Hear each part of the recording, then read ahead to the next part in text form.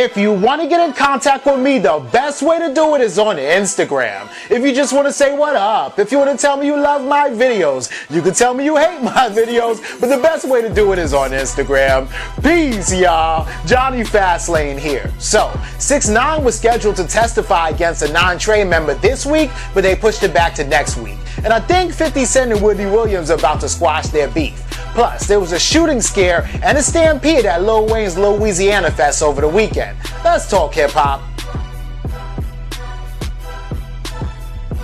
Alright, so y'all know that a lot of these 9 dudes are going up for trial now, right? Last week, Shotty did plead guilty to 2 different counts of, a shooting and a robbery, and he ended up getting 15 years, which is the minimum sentence for both of those things, right? 5 years for one and then 10 years for the other, right?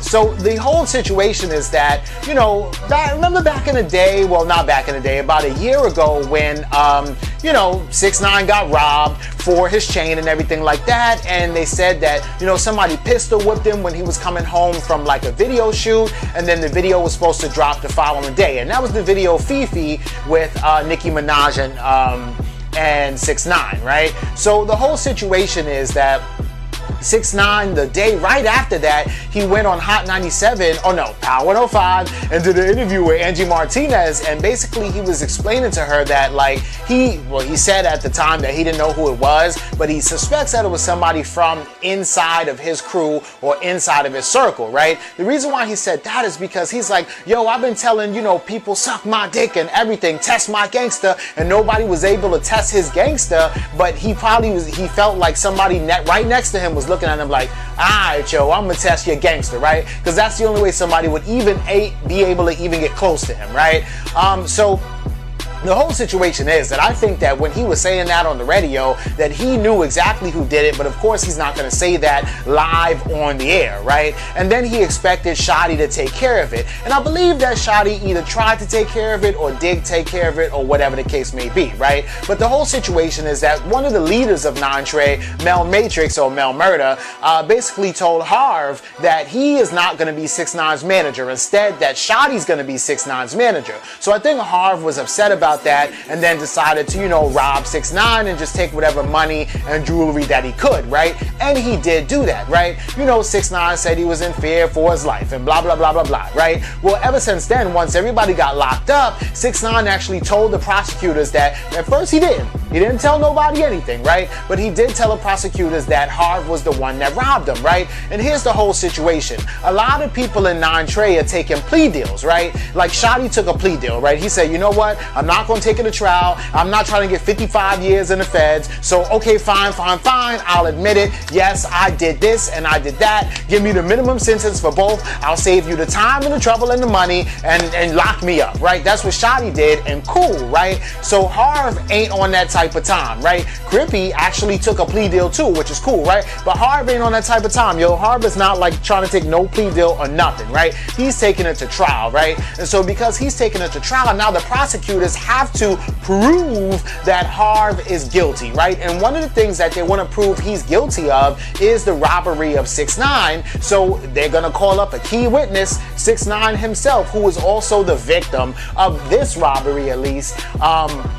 And he's gonna sit on the stand and detail that night what happened, how he was leaving the the video shoot, who knocked him over the head, how they took the cell phone from the driver, so on and so on and so forth, right? And this is crazy. But so 6ix9ine was supposed to talk about that this week, but they pushed it back to next week, right? And I don't know why. So the whole situation is that Harv and his lawyers are actually saying that that whole robbery that happened to 6ix9ine was all fake, right? That was like part of some kind of, publicity stunt that 6ix9ine wanted to do so that he could get a whole lot of clout and a whole lot of, publicity the night before his new video with Nicki Minaj was about to drop, right? But my whole thing is, personally, look, 6ix9ine, do I think that he would stage something for publicity? Oh yeah, hell yeah, right? But do I think he's gonna stage a robbery and make himself look like a sucker or make himself look like a victim for publicity? I'm not so sure. sure, right? That's like cutting off your nose to spite your face. Like, that's like the kind of publicity that you want, right?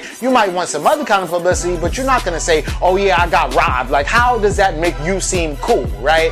But anyway, so Harv is gonna try to prove in court that 6ix9ine, you know, made all that up and that it was all staged, and yeah, I did hit him over the head with, you know, a gun or whatever like that, and yeah, he did end up in the hospital, but that was because he wanted me to do it. And matter of fact, he paid me to do it. You know what I'm saying? So we will see what happens. This whole situation just gets crazier and crazier. So then Kuda B has to go out for trial. Mel Murder still has to get his sentence, and then we'll see what happens. And then after all that happens, 6ix9ine is gonna go out for his sentence, and he just might get time served because of his cooperation with the prosecutors. And then of course, since he's been in jail for like a year now, you know what I'm saying? But we will see what happens. Let me know what y'all think about this in the comments. He's not a bad looking man.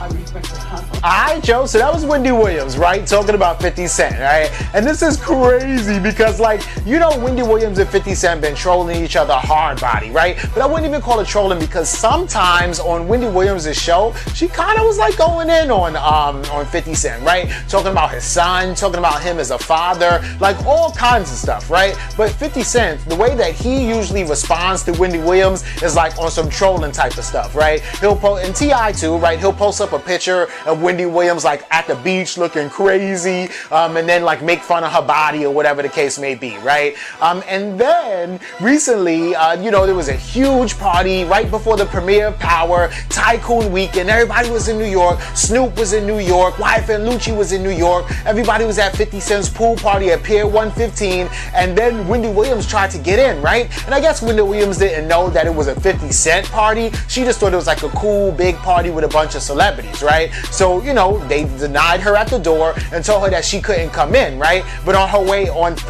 Snoop Dogg's way out, he saw Wendy Williams and he actually decided to take a picture with Wendy Williams while she was just like standing there at the door. She didn't get in, right? But anyway, so last night, you know, Wendy Williams, she's on a talk show and she's talking, and they basically ask her like, okay, yeah, you and 50 Cent got beef or whatever, but you know, they were playing the game and they were like, but say 3 nice things about 50, right? And she was like, okay, cool, I could do that, right? So she says, 1, he's not a bad looking guy, right?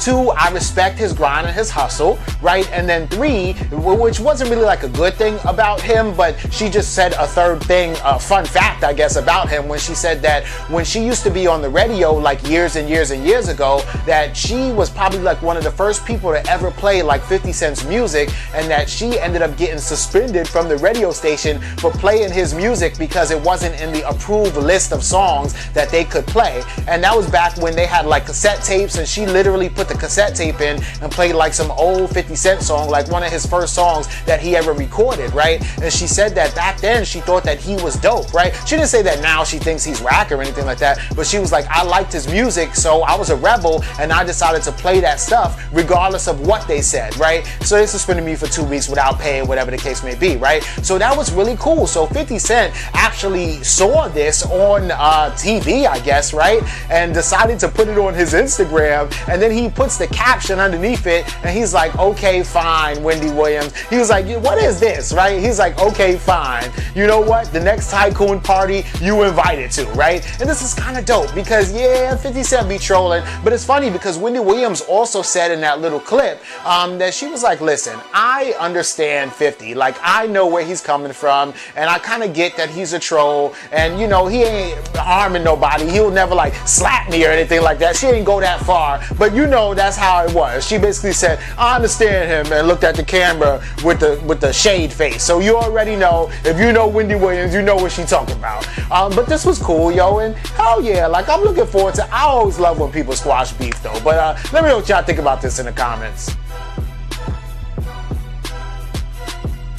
So every year, right, Lil Wayne does Lil Weezyana Fest, right, in New Orleans, right? But this year, he actually was streaming it live on Tidal, which is dope, right? So if y'all got Tidal, then you would have seen it streaming live, right? And that's cool and everything. And it's basically like a whole weekend where like Lil Wayne brings out a bunch of his friends and himself too, and he performs, right? So like Reginae Carter was there, Meg Thee Stallion was there, Trey Songz was there, right? He wasn't performing Big Rich Town, but Trey Songz was there, right? Also Meek Mill was there, right? He performed too, and everything was all good, right? But after Meek Mill's performance, I don't know, like something crazy happened. Like it was a fight that had broke out, and yeah, you know, when you get a bunch of people together, maybe there'll be a fight or two, but this is 15,000 people were there, right? And a fight broke out, and I guess somebody screamed, you know, shooting or something like that, and they thought somebody was shooting. But before you go on the grounds, of course they check you, but I'm not saying that it's impossible for somebody to get a gun in, but I'm just saying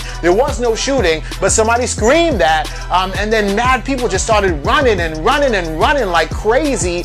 People got trampled, people ended up having to go to the hospital. There were people that were working at the concession stands that got so scared that they even like just abandoned their posts and started running too.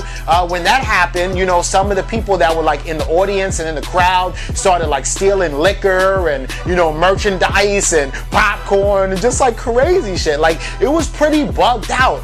But anyway, so they managed to, it happened like maybe like 8:30, 8:40 p.m. that night, right? They managed to calm everybody down, and then, you know, the show must go on. So then the show kept going on. But there was a little time right there where everybody kind of bugged all the way out, and they had to like shut the whole show down for a minute, like, yo, y'all need to chill, and then, you know, everybody come back. There was no shooting or nothing like that, and it was a little scuffle, but it happens, you know what I'm saying? There ain't nobody in the fight get hurt except for the two people that were fighting, but then a few people did get hurt because they got trampled on. When people start running, somebody knocks you down, and then you get stepped on and stepped on and stomped on, then you already know the rest. But let me know what y'all think about this and everything else in the comments down below. Don't forget to like, comment, share, subscribe. Make sure you hit that notification bell. Follow me at Jonny Fastlane on Instagram, and y'all already know what to do. Peace.